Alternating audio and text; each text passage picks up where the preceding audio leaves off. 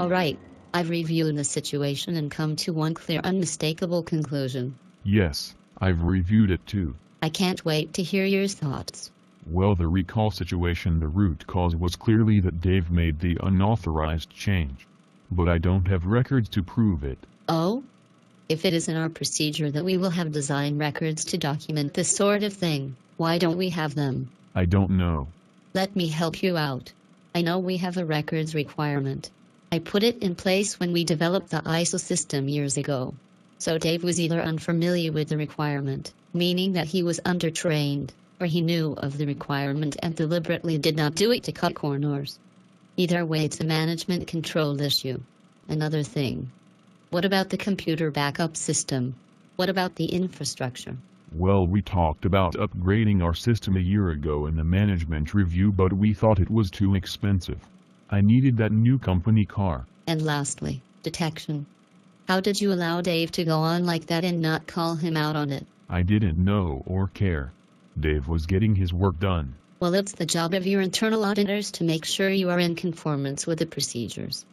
Why didn't they catch something so obvious? Oh, that. We sort of gave up on internal auditing a couple of years ago. We just get someone to check the boxes on the checklist and call it good. We never get non-conformances when our registrar audits us either. The auditor is a nice guy. He talks about politics for a couple of hours and then passes us. Well, it's not good. It is a management system that is asleep at the switch. We spent thousands when we put in that ISO system, and if supported properly, namely by you, it might have avoided that mess. Now what about Joe maintenance? How much did you know about that? Nothing really. He was always resistant to anyone getting in his business. Well, now you idiot, you are having to spend the thousands for an engineering company to come in and try to diagram this place, and it should have been done years ago. How can you allow that kind of behavior in a professional office? It's not my fault. It was easier to let him do it. He worked for your dad, you know.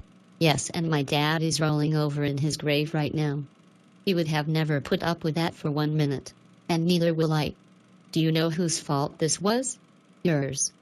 Conscious, fearful, cowardly, lazy management decisions caused me to lose $250,000 and very nearly having my building impounded as evidence in the same week, and it comes down to you.